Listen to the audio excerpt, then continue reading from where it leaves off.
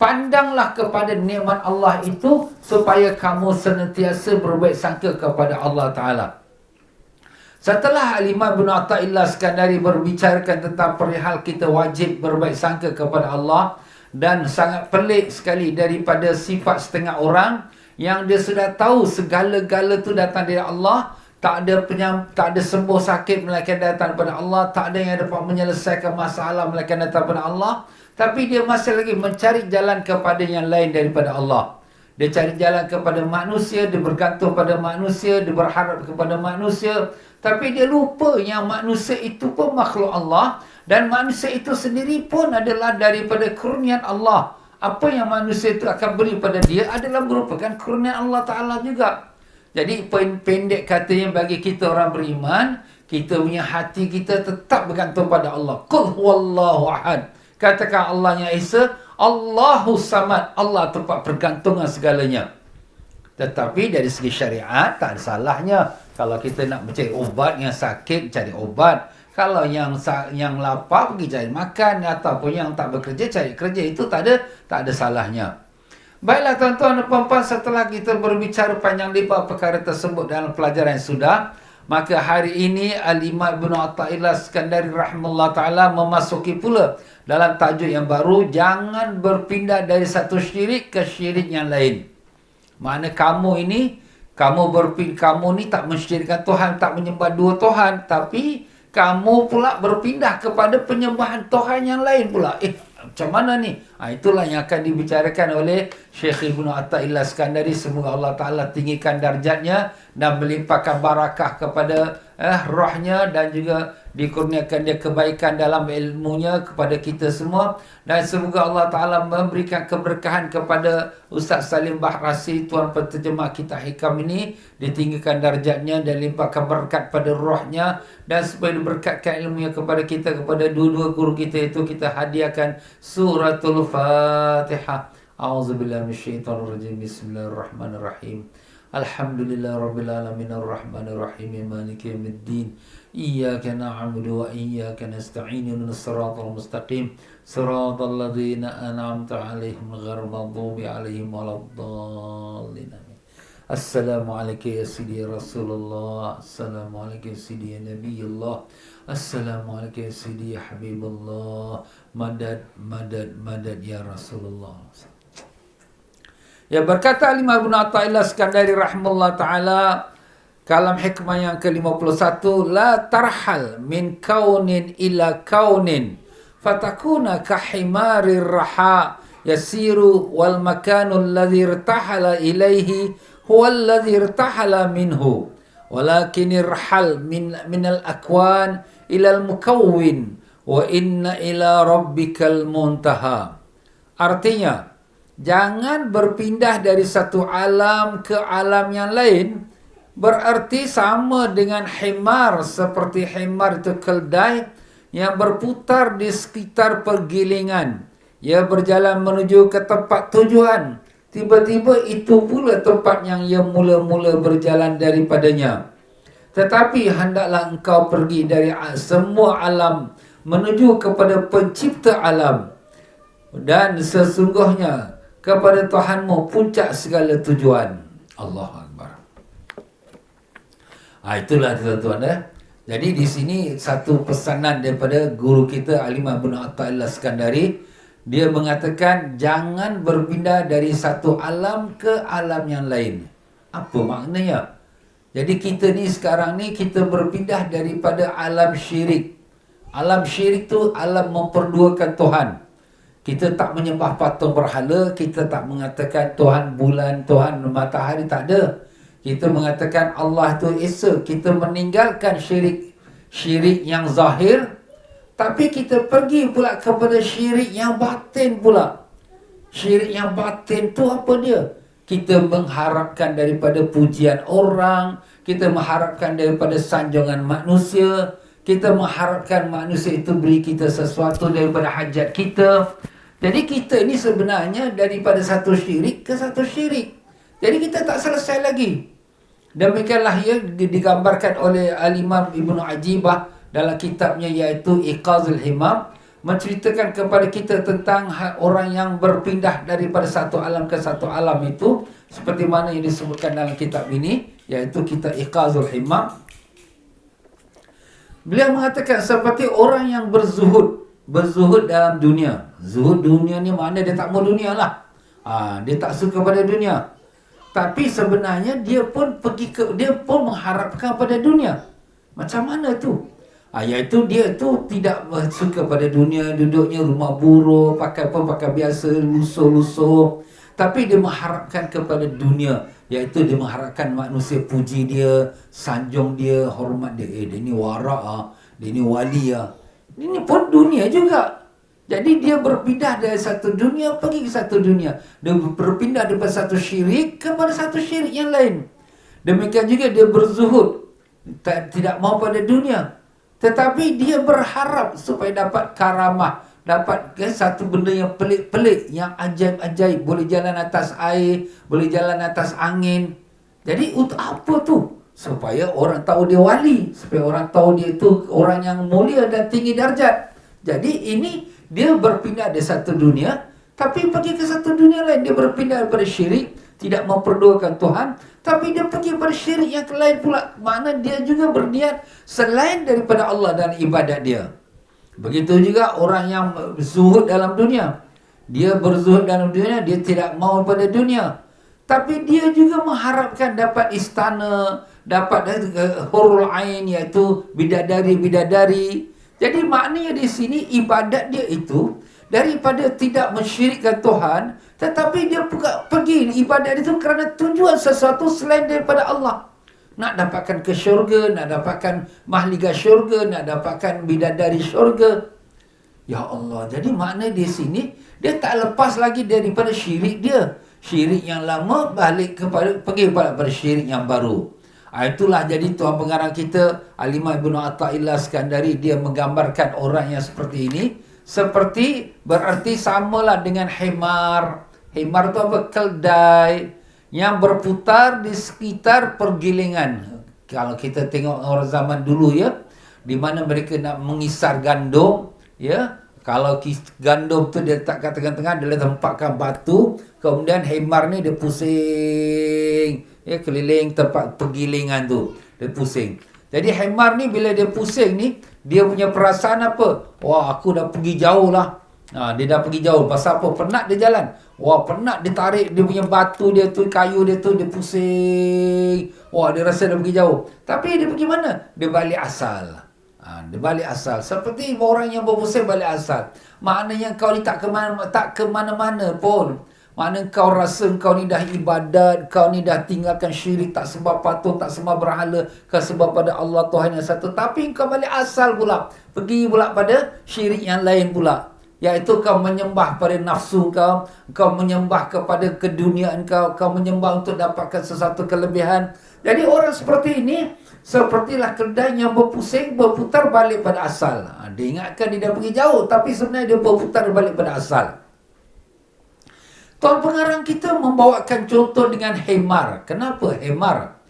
Kerana himar ni ialah setiap sesuatu bila Allah Ta'ala nak gambarkan kebodohan, Allah Ta'ala mengambil himar tu sebagai contoh. Sebab himar ni haiwan yang bodoh. Sebab itulah Allah Ta'ala kata, kal himar yahmilu asfara. Seperti himar atau keldai yang mengangkat kitab-kitab yang banyak. Banyak kitab ni. Wah, dia ni alim. Banyak kitab. Tapi dia tak ada belajar. Dia tak tahu apa kat dalam isi kitab. Macam keldai, dia angkat kitab di belakang badan dia, dia pikul. Tapi dia tak tahu apa kat dalam kitab tersebut. Itulah Allah Ta'ala bila nak menyindir kebodohan seseorang, Allah Ta'ala gunakan perkataan himar. Begitulah tuan pengarang kita juga. Nak menyindir kebodohan seseorang, dia menggunakan contoh himar, iaitu keldai yang berputar, pergi balik pada asal. Jadi begitulah dia tuan-tuan. Jadi pokoknya di sini kita kena muhasabah diri kita. Kita lihat diri kita. Apakah kita ini betul-betul ni berpindah dari satu alam ke alam yang lain? Maknanya kita daripada alam syirik, kita berpindah kepada alam tauhid. Ataupun kita ni balik asal juga. Maka di sini Al-Imam Ibn Ajibah dalam kitab Iqazul Himam ni ya. Ni saya ambil pada kitab Arab lah ya supaya dapat kita lebih penjelasannya.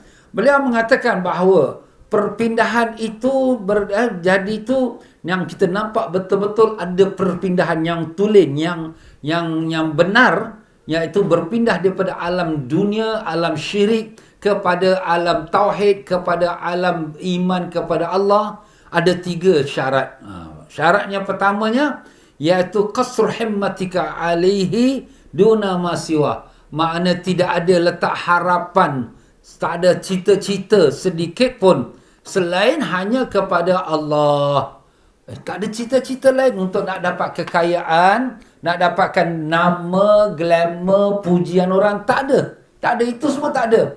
Yang ada hanya cita-cita dia untuk dapatkan Allah. Itulah alim-alim ulama tasawuf kata bila dalam doa, ilahi anta maqsudi waridaka matlubi. Ya Tuhanku, Engkaulah yang aku maksudkan dan keridaan-Mu lah yang aku tuntut. A'tini mahabbataka ma'rifatak. Kurniakanlah padaku kasih sayang-Mu dan ma'rifat-Mu. Amin. Itulah doa mereka. Apa yang mereka tuntut, apa yang mereka nak, hanya makrifat Allah, hanya keridaan Allah. Itu yang mereka tuntut. Selain pada itu tak ada. Dunia ni tak iktiraf mereka, dunia ni tak mengumpamakan mereka, orang ramai tak kenal mereka, orang ramai tak ada terima kasih pada dia. Tak ada menjadi masalah bagi dia. Sebab itu bukan tujuan dia. Aku ibadat kerana Allah. Aku mengajar kerana Allah. Aku beramal kerana Allah. Yang penting Allah reda, Allah terima. Itulah aku yang matlamat aku. Orang tak terima, orang tak reda, orang kata, orang kritik, itu biarkanlah. Sebab aku buat bukan kerana mereka, aku buat kerana Allah Subhanahu Wa Taala. Itu tuan-tuan ya. Itu tanda yang pertama. Tanda yang kedua yang bahawa hati dia tu, beramal dia tu tidaklah kerana sesuatu melainkan hanya menuju pada Allah, ialah ar-raj'i ilaihi bi iqamatil huquq wa firari minal hudud, iaitu mendirikan sekalian perintah Allah dan bukan kerana untuk mendapatkan sesuatu kepada untuk diri dia. Dia mendirikan perintah Allah, dia keluarkan zakat, dia melakukan perintah Allah salat, dia melakukan perintah Allah tahajud, dia baca Quran. Semua amal ibadat dia tu kerana nak mendirikan perintah Allah, bukan untuk dapat sesuatu kepada kelebihan diri dia. Maknanya supaya orang nanti panggil aku orang alim, supaya orang panggil aku orang wali, supaya orang panggil aku ni orang yang warak. Tak ada. Bukan itu tujuan aku. Jadi itu kita kena betulkan. Ya, sebab tu kita letakkan di sini sebagai syarat yang kedua.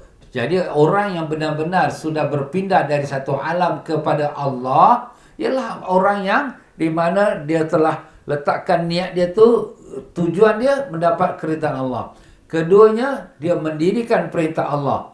Kalau dia kata tujuan kepada Allah tapi dia malas, salatnya malas, ibadatnya malas, itu bukan kerana Allah. Dia masih lagi hamba pada nafsu. Allahu Akbar. Dan yang ketiganya, syarat yang ketiganya, tanda orang itu dia berpindah daripada alam dunia kepada alam Allah, iaitulah dia sentiasa rujuk kepada Allah. Sentiasa dia tu memohon bantuan Allah. Dan sentiasa dia tu berserah diri pada Allah dan dia menerima sekalian qada dan qadar Allah Ta'ala. Dia terimalah. Allah Ta'ala jadikan COVID-19, dia terima apa nak buat, memang kehendak Allah, aku terima. Allah Ta'ala jadikan dia susah, hidup dalam kesempitan, dia terima apa nak buat. Allah Ta'ala jadikan dia jatuh sakit, apa nak buat, terima sajalah pada Allah, aku reda. Jadi 3 perkara ni, tanda ni kalau ada pada dia, memang betul-betul dia sudah berpindah daripada alam syirik pergi kepada alam tauhid. Maknanya pertama sekali, tujuan dia tu mardatilah keridaan Allah. Keduanya ialah bahawa dia itu mendirikan perintah-perintah Allah dan tujuannya kerana Allah. Dan yang ketiganya ialah bahawa dia senantiasa memohon bantuan daripada Allah Ta'ala dan menyerah diri kepada Allah Ta'ala. Itulah dia tuan-tuan. Ya Allah, ya Tuhan kami, berikanlah kami kekuatan untuk kami jadi hamba yang benar-benar meninggalkan syirik dan menuju pada Engkau, ya Allah. Hati kami sentiasa berbolak-balik. Kami mohon padamu, Kau tetapkanlah hati kami, ya Allah. Tanamkan iman dan taqwa dalam diri kami. Jadikanlah sekalian urusan kami semata-mata menjadi keridaan-Mu dan untuk mendirikan perintah-Mu, dan sentiasa kami bergantung padamu. Kami mohon maaf ya Allah atas sekalian kejahatan kami, yang zahir dan yang batin, yang sengaja yang tak sengaja, yang kami tahu yang kami tidak tahu. Maafkanlah kami ya Allah sekalian dosa yang telah kami bertaubat kemudian kami ulangi kembali. Ya Allah, bantulah kami ya Allah. Kami lemah, kami daif ya Allah, kami tak kuat ya Allah. Kalau Kau tak tolong kami, siapa lagi yang akan tolong kami ya Rahman? Terimalah doa kami, kabulkanlah permohonan kami dengan berkat syafaat Nabi Rasulullah sallallahu alaihi wasallam. Allahumma amin ya rabbal alamin. Kita mintalah bantuan dari Allah Ta'ala, tuan-tuan. Kita pun lemah ya, kita pun daif ya. Itulah dia tuan-tuan dan puan-puan. Jadi di sini apabila Imam bin Athaillah Iskandari rahimahullah ta'ala telah mengatakan demikian, maka tetapi hendaklah engkau pergi dari semua alam menuju kepada pencipta alam. Ini satu perintah pula. Setelah Al-Imam Ibn Athaillah menceritakan kedudukan manusia yang berpindah dari satu alam ke satu alam yang lain, tak ke mana-mana. Daripada satu syirik, dia pergi ke satu syirik yang lain pula. Daripada satu perhambaan diri dia kepada satu perhambaan diri yang lain pula. Maknanya dia belum lagi jadi perhambaan diri kepada Allah. Habis apa yang perlu dilakukan? Maka dikata di sini, hendaklah engkau pergi dari semua alam ini, semuanya menuju kepada dunia, yang menuju kepada nak nama, nak pangkat, daripada nak menyembah patung berhala, semua kamu tinggalkan, hanya menuju kepada yang pencipta alam ni. Siapa yang cipta alam ni semuanya? Allah. Dan beliau mengambil satu potong ayat Quran dalam bahasa Arabnya. Kita boleh baca ayat yang terakhir daripada rangkapan dia. Wa inna ila rabbikal muntaha. Itu dia. Wa inna ila rabbikal muntaha. Ya, yang penghabisan sekali. Yang penghabisan ya daripada line yang 3 line bahasa Arab dia ya. Wa inna ila rabbikal muntaha, dan sesungguhnya kepada Tuhanmu puncak segala tujuan. Itulah kita. Itulah Allah, puncak segala tujuan. Kita nak apa? Nak rezeki. Siapa yang miliknya? Allah.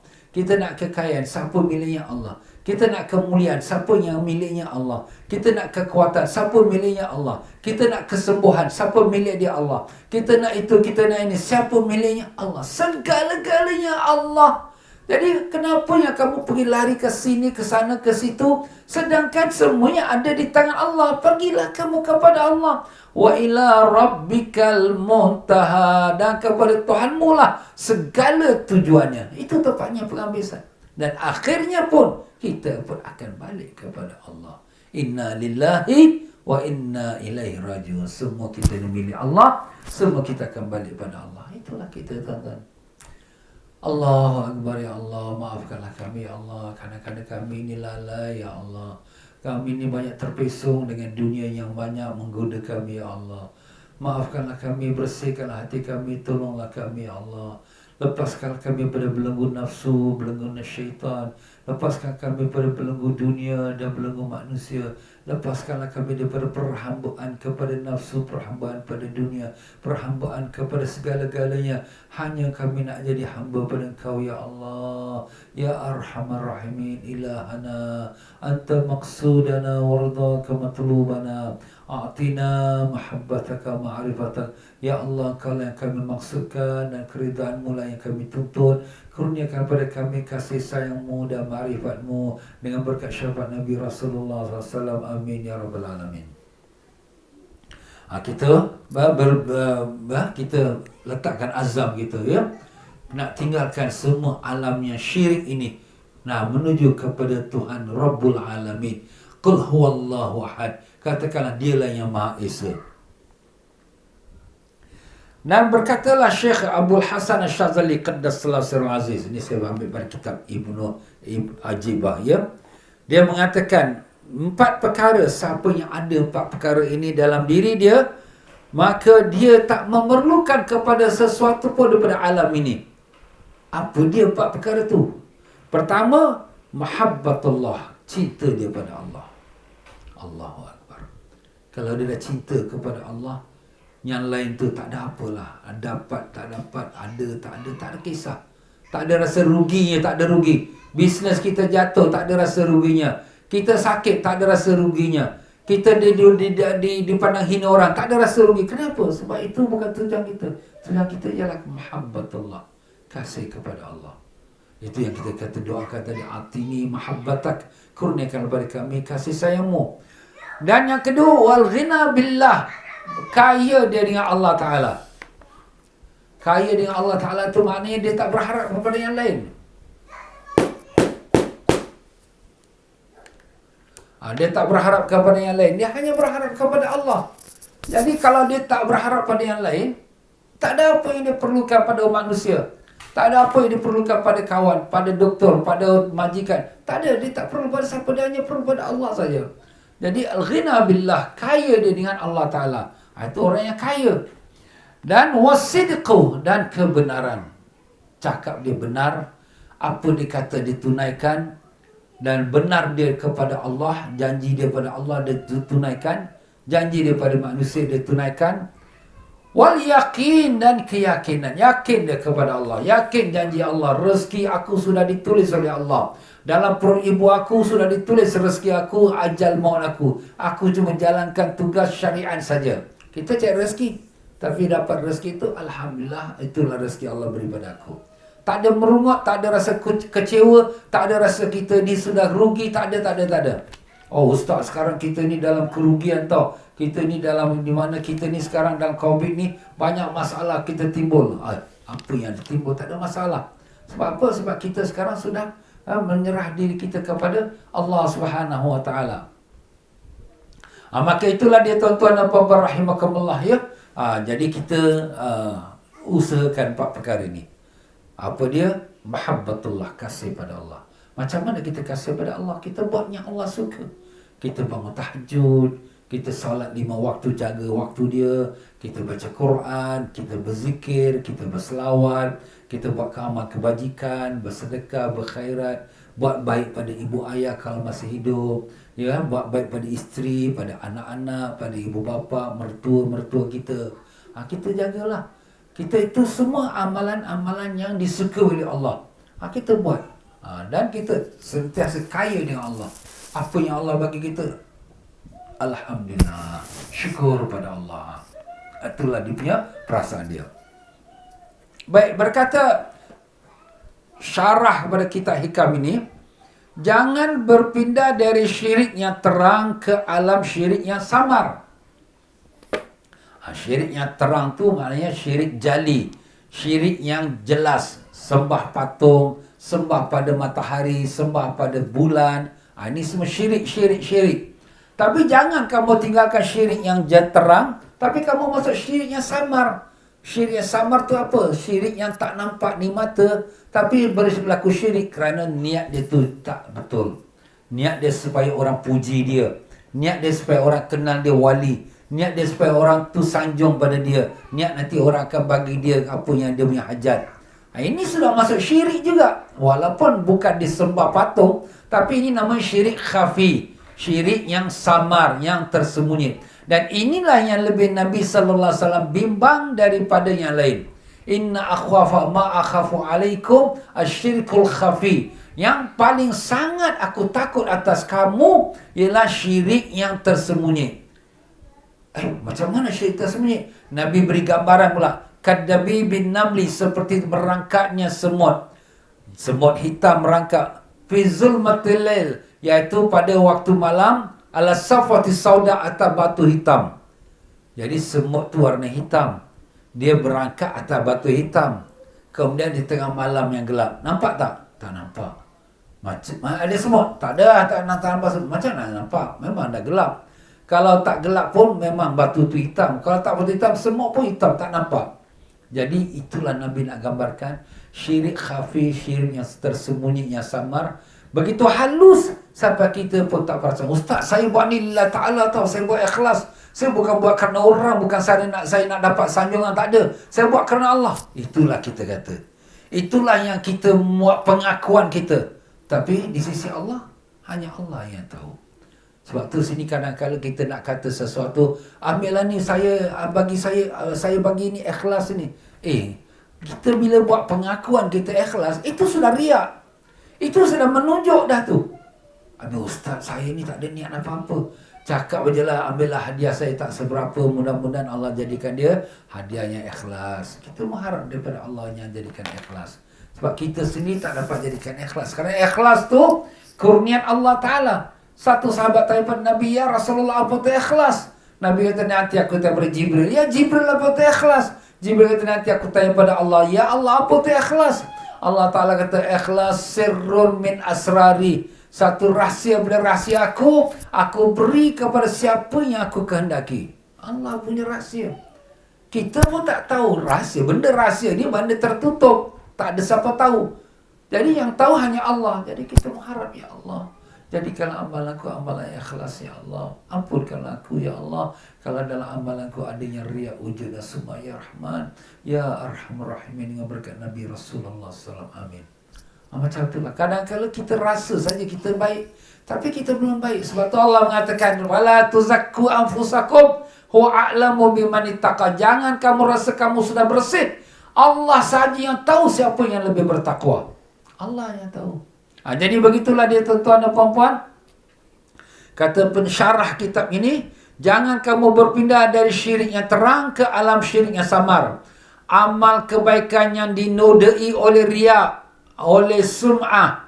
Riya tu menunjuk-nunjuk, ya. Sum'ah tu mengharap pujian orang. Sum'ah tu daripada perkataan sama. Sama tu mana dengar. Suka dengar orang puji. Wah, orang puji kau bagus lah. Wah, orang puji kau ceramah baik lah. Oh, orang puji kau buat derma bagus lah. Orang dia dengar show. Itu sum'ah. Na'udzubillah. Tidak dianggap oleh syariat. Maknanya tak ada nilai di sisi syariat. Kalau itulah kamu punya niat, amalan kamu ada rasa riya, ada rasa sum'ah, tak ada nilai harga di sisi syariat. Dan tidak diterima oleh Allah Ta'ala. Allah Ta'ala pun tak terima. Tapi kita nak mengaku ni, tak boleh mengaku lah. Cuma kita berdoa saja.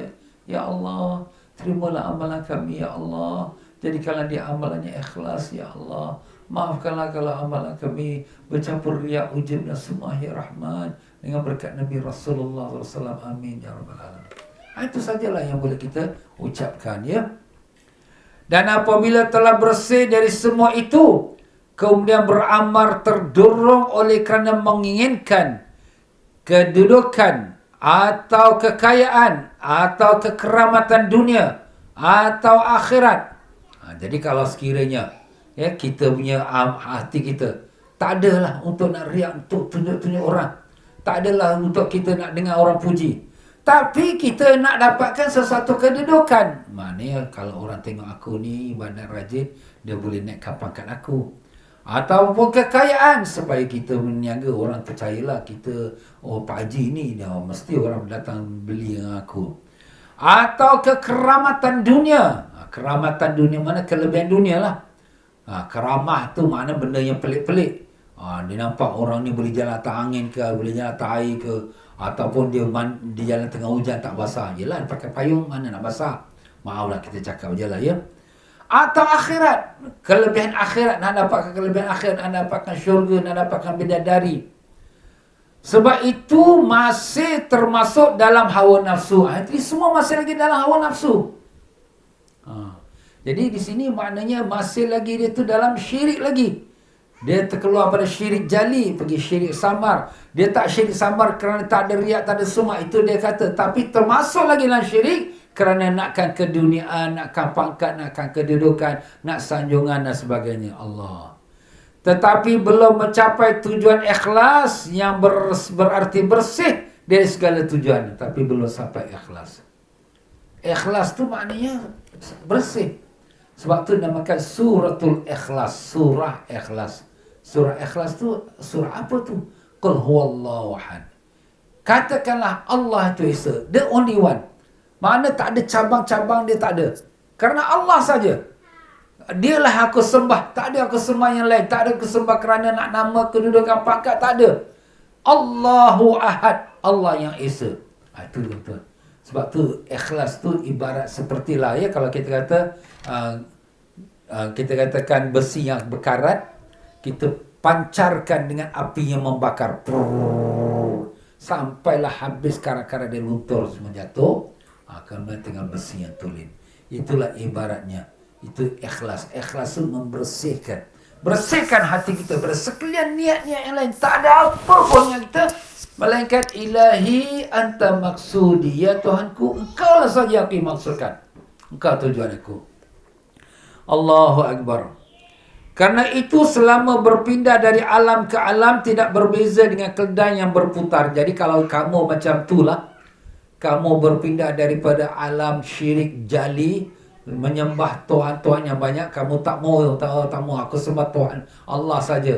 Tapi kamu juga berpindah kepada syirik yang khafi dengan tujuan yang bermacam-macam. Sepertilah keldai yang berputar dikelilingi pegilingan. Tapi seharusnya sekali berangkat dari alam langsung, tapi yang cepat-cepat yang dituntut, kamu berangkat meninggalkan alam dunia ini, alam yang penuh dengan syirik ini, kepada alam yang satu, iaitulah kepada yang pencipta alam, iaitulah Allah Subhanahu Wa Taala. Itulah berkata, kerana itulah Nabi Allah Isa AS pernah berkata kepada sahabatnya Hawariyin. Sahabat Nabi Isa dipanggil Hawariyin. Kalau sahabat Nabi kita SAW dipanggil para sahabat. Jadi kalau para Nabi Isa punya pengikut dinama Hawariyin. Apa dekat Nabi Isa kata pada Hawariyin? Semua yang ada padamu dari berbagai nikmat kesenangan itu terus dari kurnian Allah kepadamu. Maka manakah kiranya yang lebih besar harganya dan nilainya? Apakah pemberiannya ataukah yang memberi? Oh, Masya Allah. Ini kata-kata Nabi Isa pun cukup bagus. Allah Ta'ala beri pada kita kesenangan, kenikmatan, kekayaan, pangkat, kedudukan, segala-galanya. Nah, mana yang lebih yang kita lihat yang lebih besar? Nikmat-nikmat ini yang diberi atau si pemberi nikmat? Dah tentulah si pemberi nikmat. Sebab nikmat yang diberi ni hanya sementara, sekejap aja. Kita dah pangkat, nama, kedudukan, kita hidup 60 tahun, 70 tahun, mati, habis tinggal. Tapi kalau kita dapat Allah yang si pemberi nikmat, kita dapat segala-galanya. Kerana dialah Tuhan yang memiliki segala-galanya. Itulah dia tuan-tuan dan puan-puan ya. Jadi kita jadi orang yang bijak. Kita jangan jadi orang yang keldai, hanya nak kejarkan benda kecil, nak memuaskan nafsu kita yang sekejap, nak dapatkan kenikmatan kekayaan yang sekejap, tapi lepas tu kita menghadapi siksa Allah. Na'udzubillah di akhirat. Kita jangan jadi orang yang bodoh, jadi seperti keldai. Jadilah orang yang bijak. Apa dia orang bijak? Dia meninggalkan sekalian yang melalaikan dia, yang membawa dia pada syirik, dan menuju kepada Rabbul Alamin yang Maha Esa, yang sendirinya tidak ada sekutu baginya. Tapi bukanlah maknanya sini kita tinggalkan kerja. Oh Ustaz, macam mana kita kerjanya? Kita ni manusia, kita nak hidup betul. Nabi pun bekerja, sahabat pun bekerja, tapi maksud hati pergantungan kita itu kepada Allah, bukan kepada selain daripada Allah. Itulah yang difirmankan oleh Allah, yang dicatatkan oleh Tuhan pengarang kita, wa inna ila rabbikal muntaha. Sesungguhnya kepada Tuhanmu itulah puncak segala tujuan. Jadi tujuan kamu ialah kepada Allah. Sebab siapa yang telah mendapatkan Allah, berarti telah mencapai segala sesuatu, baik pun urusan dunia maupun urusan akhirat. Kalau dia dapat Allah, dapat segala-galanya. Dapat sekalian, kita kata nikmat syurga, nikmat bidadari, nikmat mahligai, nikmat kesenangan dunia dan akhirat. Ustaz, dunia mana kita sekarang susah ni? Ya betul, susah pada zahir saja. Berapa lama kita nak susah? 1000 tahun? Tak ada. 100 tahun? Tak ada. Sekejap saja.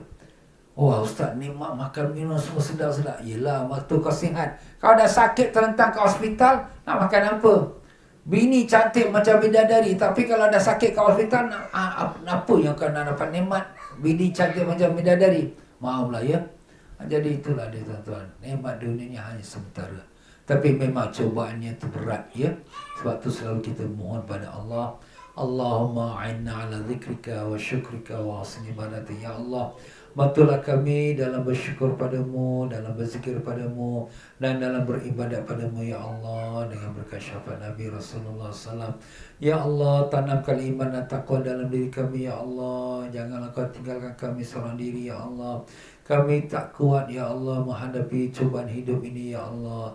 Kalau kau tak bantu kami, siapa lagi akan bantu kami ya Allah. Berikanlah kami kekuatan untuk melalui hidup ini dengan iman dan taqwa. Ikhlaskanlah kami dan segala amal ibadat kami ya Allah. Ya Allah, kami tahu kau melihat hati kami. Manusia melihat kami seperti orang baik, tapi kau saja tahu bagaimana jahatnya diri kami ya Allah. Ampunkanlah kami ya Allah. Maafkanlah kami atas kelemahan kami ya Allah. Ya Allah, ampunkanlah ibu ayah kami, datuk nenek kami, guru-guru kami, adik-beradik kami, pakcik-makcik kami, datuk nenek moyang kami, dan sekalian kaum muslim muslimat dan mereka yang mengikuti pengajian ini online. Ya Allah, ampunkanlah semua kami ya Allah. Ya Allah, ya Tuhan kami, semua kami akan mati ya Allah. Kami bimbang bagaimana di akhir umur kami ya Allah. Matikanlah kami dalam iman, matikanlah kami dalam Islam, matikanlah kami dalam husnul khatimah, matikanlah kami dengan mengucap kalimah la ilaha illallah Muhammadur Rasulullah sallallahu alaihi wasallam. Ya Allah, jadikanlah Rasulullah menyambut roh kami ketika roh kami berpisah dari jasad kami. Ya Allah, lindungilah kami daripada keaiban kami dipaparkan ketika mayat kami dimandikan ya Allah. Ramaikanlah orang yang salihin yang bertakwa mensalatkan jenazah kami. Dan ketika mayat kami diturunkan ke dalam kubur kami, izinkanlah Rasulullah menyambut mayat kami ya Allah. Ya Allah, luaskanlah kubur kami seluas mata memandang. Masukkanlah bawah syurga mendalam kubur kami. Jadikanlah kubur kami satu taman dari taman syurga. Jangan kau jadikan kubur kami satu kawan neraka ya Allah. Kami tahu kami punya amalan tak ada nilai dan harga di hadapanmu. Kami tahu yang hanya dapat selamatkan kami dari azab kubur ialah rahmatmu ya Allah. Rahmatmu ya Rahman, rahmatmu ya Rahim. Kami mohon belas kasihanmu kerana kami tahu kalau Tuhan yang maha belas kasihan, maha mengasihani kepada hamba-hambanya. Ya Allah, bagikanlah kami yaumul qiyamah bersama-sama para nabi dan siddiqin, syuhada dan salihin. Izinkanlah kami dapat berdiri di bawah panji Nabi kami sallallahu alaihi wasallam, di bawah bayangan arasmu, dapat minuman air telaga Kautsar dari tangan nabimu. Ya Allah, izinkanlah kami dapat menatap wajah nabimu ya Allah. Kami rindu untuk melihat wajah Nabi kami ya Allah. Dan izinkanlah kami dapat menatap wajah Engkau yang mulia ya Rahman. Dengan berkat syafaat Nabi Rasulullah SAW. Rabbana atina fid dunya hasanatan wa fil akhirati hasanatan wa qina azabannar. Wa sallallahu ala sayyidina Muhammad wa ala alihi wa sahbihi wasallam. Subhana rabbika rabbil izzati amma yasifun. Wassalamun ala mursalin. Alhamdulillah rabbil alamin. Ya tuan-tuan dan puan-puan rahimakumullah, sampai situ sajalah untuk kita pada malam ini. Mohon maaf banyak dalam penyampaian saya ni tersilap kata, terkasar bahasa, tersinggung perasaan ya. Mana yang benar semua daripada Allah, yang salah silap daripada kelemahan saya sendiri. Dan tuan-tuan dan puan-puan rahimakumullah, insya-Allah kalau sekira ya, kita masih lagi dalam bulan Rabiul Awal, majlis Maulid Rasul pun masih lagi ada di masjid-masjid kita ya. Jangan lupa meraihkan majlis Maulid Rasul maupun online ya, ataupun yang dapat datang secara fizikal, mudah-mudahan dapat barakah syafaat Nabi sallallahu alaihi wasallam ya. Kita ni perlukan kepada barakah syafaat Nabi kerana kita ni sekarang dalam balak, dalam musibah, kerana banyak penyakit ini menunjukkan Allah Ta'ala murka. Tetapi Allah nak angkatkan kemurkaan itu dengan didatangkan rahmat. Apakah rahmat yang kita nak bawa datang? Barakahnya Rasulullah SAW. Jadi dengan ada maulid di Nabi, ia membawa rahmat daripada Allah, membawa barakah Rasulullah SAW. Jadi sebab itulah sini kita perbanyakkan majlis maulid Rasul. Dan demikian juga banyakkan selawat atas Nabi Sallallahu Alaihi Wasallam. Kerana dengan banyak selawat itu akan mengangkatkan sekalian balak-balak dan musibah, dan akan diturunkan rahmat kepada kita insya-Allah. Sekian saja untuk saya pada malam ini. Maaf saja kalau apa-apa kekurangan daripada diri saya sendiri. Marilah sama-sama kita baca istighfar. Astaghfirullahalazim, astaghfirullahalazim, astaghfirullahalazim. Subhanakallahumma bihamdika asyhadu an la ilaha illa anta astaghfiruka wa atubu ilaik. Ya tuan-tuan dan puan-puan, pengajian malam ini merupakan daripada channel dakwahnya Masjid Al-Istighfar. Tuan-tuan dan puan-puan berdermalah pada pihak masjid seperti nombor akaun yang ada di depan kita ini ya. Dan dengan itu saya akhiri, wabillahi taufiq wal hidayah. Wassalamualaikum warahmatullahi wabarakatuh.